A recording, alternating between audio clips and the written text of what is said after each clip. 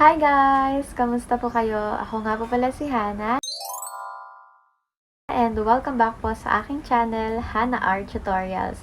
Dito po sa aking channel ay nag-upload po ako ng mga videos about how we can earn extra money online. Pero yung video po natin ngayon ay different po mula sa mga usual videos na in-upload ko ng mga reviews ng mga free earning application. So, ito pong video na to ang atin pong first episode about how we can create our own YouTube channel and earn from it. So, nag-start din po ako as viewer ng isa pong vlogger. So, yung mga pinupost niya ay mga free earning applications din. Tapos, na-encourage ako sa sinabi niya na po pwede palang maka-earn dito sa YouTube. So, I started my YouTube journey last 2020. So, technically, magsi 6 years na ako dito sa industry. So, i-share ko sa inyo kung paano tayo makaka-earn dito sa YouTube. But first, of course, we have to create our own YouTube channel. Don't worry, this video is beginner-friendly. So, mag-share ako sa inyo ng mga simple step-by-step na kailangan nyo pong gawin para makapag-start na kayo sa inyong YouTube journey. Just to let you know, ay na-inspire ako na mag-create ng ganitong klaseng playlist. So, scheduled yung mga videos na ganito, episode per episode. Ma-upload po ito every Sunday. So, ayun, para makapag-start tayo ay mag-share ako ng aking screen. So, makikita ninyo yung akin pong screen. So, pumunta po tayo dito po sa YouTube application. Click lang po natin yan. And then, dito tayo dumako sa part po ng You section. Kapag po wala pa po kayong channel, meron kayong makikita dito na pinaka-profile ninyo. Usually, yung nandyan is kung ano po yung inyo pong email address na nakalagin sa inyo pong cellphone. Kagaya dito, meron akong email address. Ayan, Hana R. May picture na din yan. Pero makikita ninyo na naka-indicate create a channel. Ibig sabihin, wala pa po akong channel. Kung sakali naman na kayo po ay mayroon pong email na gusto nyo pong yun yung gagamitin ninyo para sa inyong YouTube channel, ay pumunta kayo sa part po ng accounts. I-click nyo lang po yan. Makikita nyo po dito yung inyo pong email. Kagaya nito, etong email ko na to ay without channel. Ito naman yung other emails ko and then yan po yung may mga channels na. So makikita po natin dito yung sample ng wala pa tayong channel. Naka-indicate as no channel.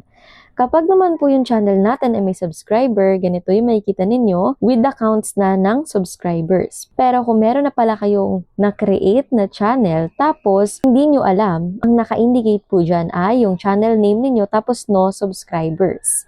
Dalawa po kasi yung chance dyan, either wala pa po talaga kayong channel or di kaya meron na po kayong existing channel na hindi nyo lang naaayos.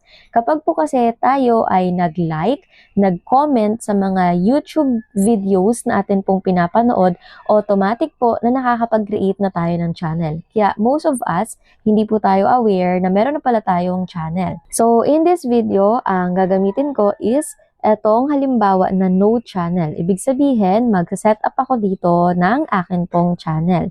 So makikita nyo dito, meron pong nakalagay sa ilalim ng aking pangalan na create a channel. I-click ko lang po yan. Ganito po yung lalabas.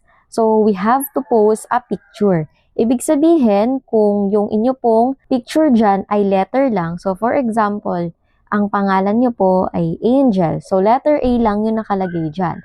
So, para ma-set up ninyo yung inyong YouTube channel, ay kailangan ninyong mag-upload ng inyo pong profile dito sa YouTube. So, para makapag-upload, ay i-click nyo lang po itong icon po ng camera. Tapos po, i-click nyo tong part po ng gallery. Tapos, pipili na po kayo dito ng picture po na gusto nyo pong gamitin para yun po yung magsilbing profile picture ninyo sa YouTube. Yung sa akin ay okay na. Yan na po yung magiging picture ko dito sa akin pong channel. So, meron naman tayo ditong part po ng name. So, ito pong name, pwede po natin niyang baguhin. Pang personal vlog niyo ba yung gagawin ninyo or pang business ninyo? So, for example, isi-edit natin tong Hana R. I-click lang natin tong part ng pen. Gagawin ko dyan ay Hana R Vlogs. After that is, i-click ko na itong part po ng save. Makikita nyo po dito na okay na Hana R Vlogs na yung name ng aking channel. Dito naman tayo dumako sa handle. So, mahalaga po itong part ng handle na connected din po siya sa inyo pong YouTube name. So, yung handle po, yan po yung connected po sa atin pong mga links. Kapag kasi tayo ay nag-share po ng atin pong YouTube link, according yun sa atin pong handle.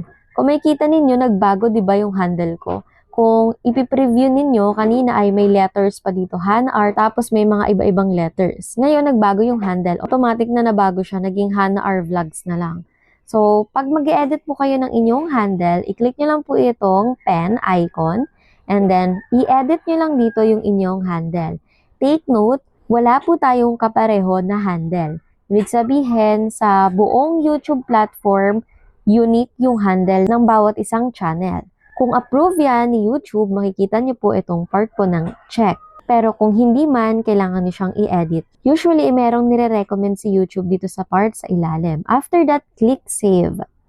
Pag okay na sa atin itong picture, name, and handle, i-click na po natin itong part ng Create Channel. And ayan, makikita ninyo, Channel Created. Punta tayo sa atin pong channel, i-click natin itong part ng You, and then makikita ninyo, meron nang naka-indicate, diba? Sa ilalim ng Hana R Vlogs, may yun yung handle natin. @Hana R Vlogs. Then may nakalagay na View Channel. Ibig sabihin, meron na po tayong channel. So, i-click lang natin tong View Channel.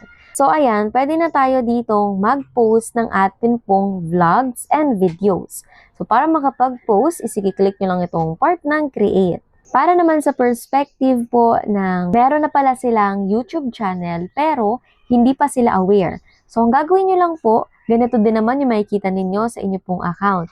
Meron na kayong pangalan ng inyong channel, meron na din kayong pinaka-handle, pumunta na po kayo ng View Channel. Tapos, ayusin nyo na lang po dito yung inyo pong channel. Para po maayos, ay kiklik nyo lang po itong part ng Edit Channel. Dito po ay aayusin nyo po yung part po ng inyo pong channel name, kagaya lang din po ito nung kanina.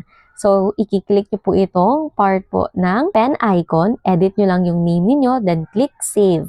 Tapos, pwede kayo maglagay dito ng description ninyo and ng inyong pinaka-banner. But yan po ay i-upload ko sa atin pong next episode. So, ayun lang yung video natin ngayon, guys. Sana nakatulong itong video sa inyo and sana ay makapag-create kayo ng sarili nyong channel. So, once na meron na kayong channel ay pwede na kayong mag-upload po ng inyo pong mga videos. Ayun lang, guys. If ever na meron po kayong mga questions and concerns, and gusto nyo po na ma-help ko po kayo, ay i-comment nyo lang po yan dyan po sa may comment section. Kung bago ka pa lang sa akin channel and gusto mo po ng mga ganitong klaseng content, don't forget to subscribe and i-click mo na din po yung notification bell para palagi ka ng updated kapag meron ako ipopost ng mga videos. Ayun lang, thank you so much guys for watching. Ingat po kayo palagi and God bless po!